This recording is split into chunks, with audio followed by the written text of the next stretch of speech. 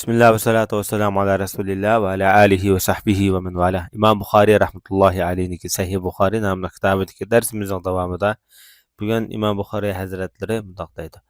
Mescitte özünki haqqını qarzlardan talep qilish ve keyni kirilish haqida. Bu 457 numaralı hadis. Bu hadisde İmam Bukhari rahmetullahi aleyh bizge Abdullah ibn Muhammed hadis sözlep bergen edi dedi. Bu zat dedi bizge Osman ibn Ömer hadis sözlep bergen edi dedi. Bu zat bolsa bizge bu hadisni Yunus İmam Zuhri'den bayan qılıp ötken edi dedi. İmam Zuhri Abdullah ibn Ka'b ibn Malik'ten bayan qilgan. Bu zat bu Ka'b ibn Malik degan meşhur sahabe bolgan. Tabuk gazasida üç sahabe özürsiz Tabuk gazasida qatnaşmagan. Şu sahabeninki oğlu boldu. Abdullah ibn Ka'b ibn Malik degan. Andaqda bu kişi tabiin boldu da.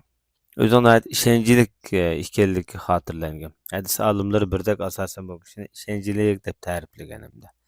Ondan başqa bu kişininki bir xislati dadisi Ka'b ibn Malik ahirki ömürlerinde ama olap qalgan. Көз görmez olap qalgan. Dadısının xizmetini qilib, dadısını yütlep жүрüp, bu dadısına bolgan mehr muhabbet bilen bu sahablar şu devirde meşhur bolgan. Bu kişininki 97 ya 98 yılları ölüp ketkenlik hatırlandı. Süleyman ibn Abdülmelik'in zamanında. Bu kişi öz zamanısından hayatı büyük sahabalarda oqallıqı hatırlangan. Cümleden mesela Osman ibn Affan, Ebu Eyyub el-Ensari, dadisi Ka'b ibn Malik, muş qatarlıq kişilerden ders bayan qilgan. Bu kişinin şagirdlerimi köp.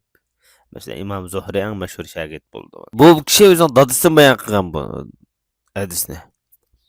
Bu dadisi Ka'b ibn Malik İbni Abi Hadrat degan odamdan qarzin suylagan. Masjidda turib qarzin suylagan. Mening qarzimni bermamsa, to'lab etmamsa, mening ilishimni bermamsa deb masjidda qarz suylagan. İbni Abi Hadrat bo'lsa sahabi Abdullah ibn Abi Hadrat nomi bilan mashhur. Salomat deyilgan bu kishi. Buyuk sahobalarning biri. Payg'ambar sollallohu alayhi vasallamning zamonasida nurg'un shu kichik bir etretlerge başlık kılıp bu adamla. Uruşlar evetken Hayber, Hudeybiye gazete ve ondan başka Mekke fethiyesi deyimiz cık uruşlu katlaşkan bu kişi.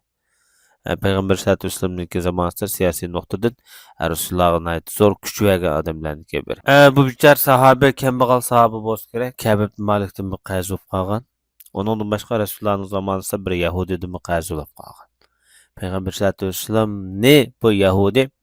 Bu kişinin qışığa elip gelip ilişim batı bähmet degendikin peygamberimiz berivet dep 3 qatim tekrarlagandan bu kişi derhal bazara çıkıp özünün başında sellis varken sellisini işten qılıp kiyip burun yögünü vargan tonunu tötleri hem setip Yahudiye bak. Şuna bir ayol ötep ketip bu nem boldun qanda avalın yaxşımı degendikin boğa avalın dep bergendikin bu ayolning hamda o'zining kiyim ortiqroq bo'lishi kerak bir tonni berganlik xotirlandi. Endi bundan bu odamning bir kambag'al o'tganligi chiqib turish bilan birga shunda kambag'al bo'lsa-mu payg'ambar sollallohu alayhi vasallamning gapini darhol ijro qilib,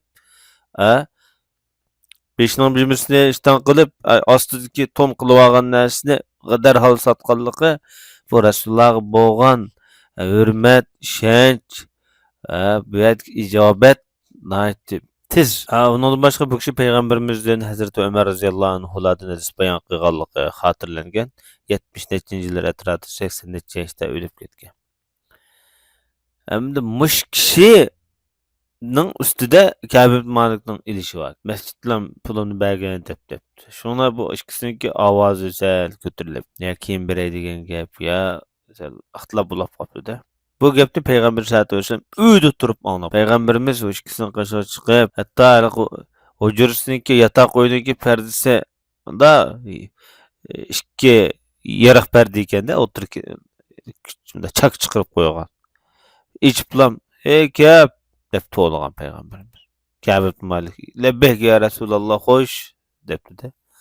Maniki qarzimishga o'tib etgan. Rasululloh bu gap qilmasdan yerimini qo'yvat deb ishorat qilibdi.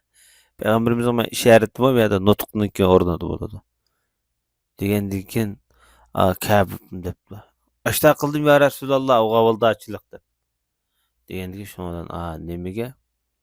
Abi Hazretga depdi. Qopamni berip men pulni töletejek. Bu yerda bu sahablarniki hamda turmushniki aytdi, g'urgulligi. Bulapmı o Abi Hazretga sahabniki. Yahudiyda maqazib qolgan hayotida.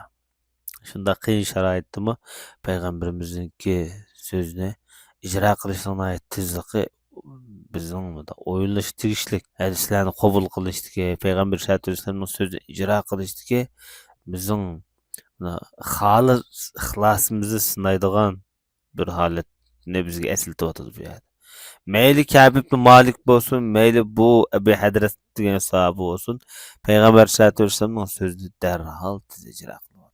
Undan boshqa bu yerda endi bu o'zinki qazni masjid so'zisi bo'ldi deganlik chiqadi. Mayli u qaz ilm setim nuqtasidan kelib chiqqan bo'lsin, mayli boshqa shayatdan bu qazni so'zlash masjidda bu dunyoninki ilm setimning ishi bo'lmaydi. Ilm setim cheklandi, ammo qarzini so'zlash bu durust degan bo'ladi. Hamda Imom Buxoriy hazratlari tuvandagi bobda to'xtalib masjid supurish, shundaqla masjiddagi axlat chavolarni, latputlarni terib elitishninki hukmi yoki buningki holatlari haqida to'xtalib 458 numurli hadisda bizga Sulaymon ibn Harb hadis so'zlab bergan edi deydi. Bu zot dedi bizga Muhammad ibn Zayd hadis so'zlab bergan edi deydi.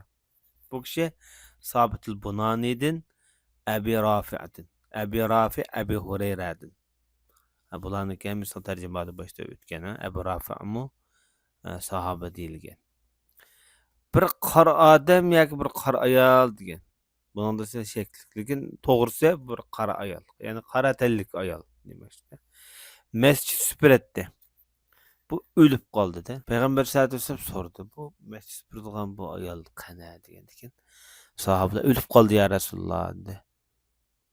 Meni bir chaqirib qo'ysang bo'lmamda o'lib ketganda. Darhol meni uning qabrisiga boshlab beringlar degan. Payg'ambar sallallohu alayhi vasallam qabrisiga kelgan va namoz o'qigan.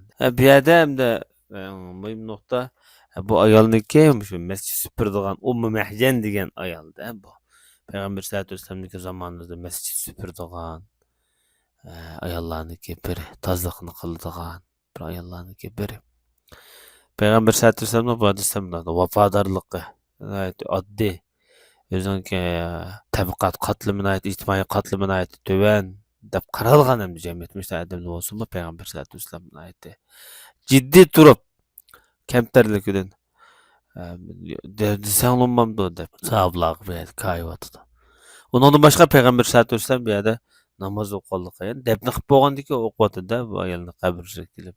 Demak, qabrda yangi bo'lgan, yangi o'lib ketgan o'liklarga namoz o'qisa bo'ladi deganlik chiqib turyapti. Endi o'limalar bir odam o'lib ketib qancha muddatgachilik masalan uningki namozi cho'sib bo'ldi, g'oyib namozi qabristonlikda deb qaragan. Ba'zilar bir oy deganlar bo'lgan. Ba'zilar jasdi chirib bo'lmagan bo'lsa degan. Ba'zilar mangu degan. Mangu degan qarash kuchli bo'lsa kerak. Chunki Imom Shafiy rahmatullohi alayhi nazarida qabristonlikda qabr sohibiga namoz o'qish namozxonlardan bo'lsa bu bo'ladi shular xos degan.